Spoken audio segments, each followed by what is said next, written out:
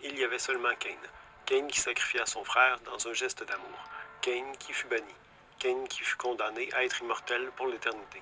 Cain qui fut maudit par le désir du sang. Tous nous descendons de Cain. Il est le père de nos pères. Il vécut une époque dans le pays de Nod, dans la solitude et la souffrance. Il passa un éon isolé de tous, mais le temps effaça peu à peu ses soupirs. Alors, il retourna dans la société des mortels, vers le monde que Seth, le troisième enfant d'Ève, et ses enfants avaient créé. Il retourna et fut accueilli. Personne ne se détourna de lui, malgré la marque qu'il portait. Les gens virent ses pouvoirs et l'adorèrent. Il devint plus puissant encore, et son pouvoir le devint plus encore. La terreur qu'il inspirait et sa façon de commander inspiraient le respect. Et les enfants de Seth firent de lui le roi de leur grande cité, la première cité. Mais Cain demeurait seul malgré ses pouvoirs. Enfoui au fond de lui, la graine de la solitude grandissait et le rongeait telle une plante ténébreuse. Il prit conscience que son sang portait en lui sa fertilité. En conversant avec les démons et en écoutant les vérités qu'on ne peut que murmurer, il apprit comment, seul, il pouvait créer un enfant. Il advint qu'il apprit son pouvoir, et ce faisant, il décida d'embrasser un de ses proches. Et, à cette occasion, Uriel le terrible, apparut à Cain cette nuit et lui dit « Cain, quoique ton pouvoir soit grand et que tu sois marqué par Dieu, sache que tes enfants porteront la marque de ton infamie. Que pour toujours ta progéniture marchera dans le pays de Nod. Pour toujours elle craindra les flammes et le soleil. Pour toujours elle ne boira que le sang et ne mangera que les cendres. Pour toujours tes enfants porteront la graine de la jalousie de leur père, et à cause de cela ils comploteront et se combattront. Ne juge pas ceux parmi les petits-enfants d'Adam qui désireront marcher avec droiture. Cain, empêche que ton terrible baiser ne se répande. » Cain savait ce qu'il lui restait à faire, et un jeune homme portant le nom d'Enoch, qui était apprécié par les enfants de Seth, demanda à devenir le fils du sombre père. Et Cain, ayant encore à l'esprit les paroles d'Uriel, se saisit d'Enoch et l'enveloppa du sombre baiser. Ainsi, il advint que Cain engendra Enoch, et ce faisant, il appela la première cité Enoch. Alors, Enoch demanda à Cain un frère et une sœur, et Cain, en père indulgent, lui donna un frère et une sœur, et leurs noms furent Zilla, dont le sang était apprécié par Cain, et Irad, dont la force servait le bras de Cain. Et ces vampires, issus de Cain, apprirent à leur tour à créer des enfants. Et ils embrassèrent d'autres fils et filles de Seth, sans réfléchir à leurs actes. Alors Cain, dans toute sa sagesse, dit « Plus jamais ce crime ne sera perpétré de progéniture, plus jamais il n'y aura. » Et ces paroles étaient la loi. Ses descendants lui obéirent. Lesté traversa de nombreux âges, et devint le centre d'un empire puissant. Cain devint plus proche de ceux qui étaient si différents de lui. Les enfants de Seth le reconnaissaient, et lui, en retour, il les respectait.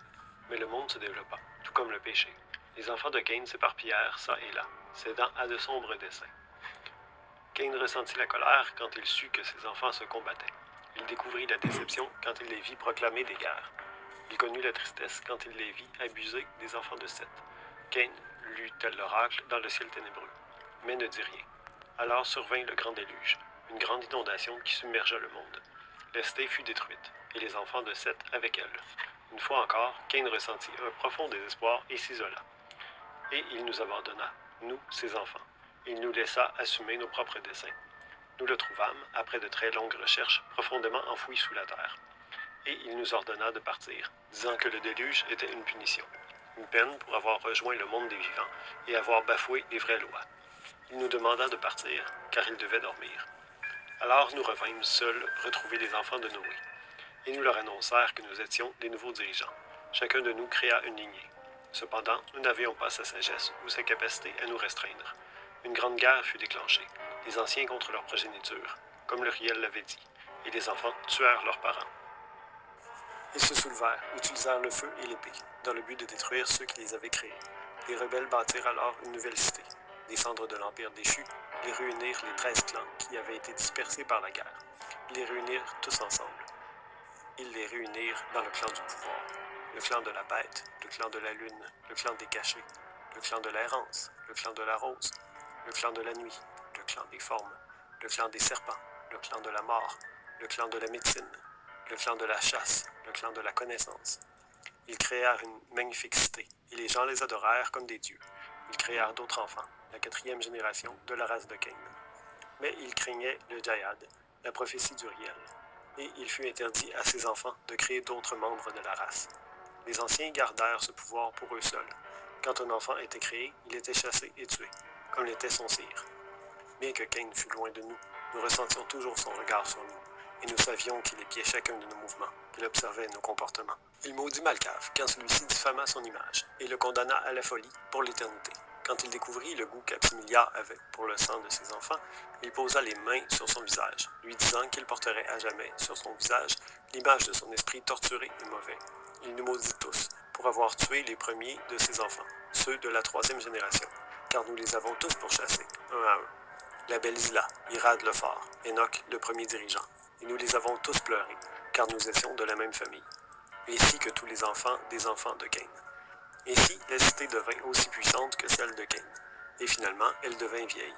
Comme le fait chaque chose vivante, elle commença doucement à mourir. Les dieux, dans un premier temps, ne virent pas la vérité, et quand finalement ils jetèrent sur elle un dernier regard, il était trop tard. Tout comme Uriel l'avait prédit, la graine du mal plantée en nous grandit comme une rose rouge sang. Et Troïl, le fils de l'enfant de son enfant, se leva et tua son père, Brura, et dévora sa chair. Alors, la guerre se répandit dans la cité, et plus jamais ce ne pourrait être comme avant. Les 13 virent leur cité détruite et leur pouvoir disparaître, et ils furent forcés de fuir, emmenant avec eux leur progéniture. Mais beaucoup furent détruits pendant leur débâcle, car ils étaient devenus faibles. Une fois leur autorité disparue, tous étaient devenus libres de créer leur propre lignée, et rapidement, il y eut de nombreux autres vampires dirigeant partout sur Terre. Mais cette situation ne pouvait pas persister. Avec le temps, il advint qu'il y avait trop de vampires. La guerre revint alors. Les anciens s'étaient déjà soigneusement cachés, ayant tiré des enseignements des temps passés. Mais leurs enfants fondèrent leur propre cité et lignée, et ce sont eux qui moururent dans cette grande vague de guerre. Cette guerre fut si atroce et totale qu'il n'existe plus une personne de cette génération pour en parler. Les humains étaient lancés dans de grandes batailles pour détruire et brûler la cité des vampires. Les mortels pensaient qu'ils faisaient leur propre guerre, mais c'était pour nous qu'ils versaient leur sang. Une fois que la guerre fut finie, tous les vampires se cachèrent les uns des autres, ainsi que les humains qui les entouraient. Nous sommes toujours cachés, mais le Djayad perdure, et personne ne peut dire quand Cain reviendra une nouvelle fois de son sommeil dans la terre, et nul ne sait quand il appellera ses semblables pour la création de GN, la dernière cité, la cité du jugement. Le Djayad perdure.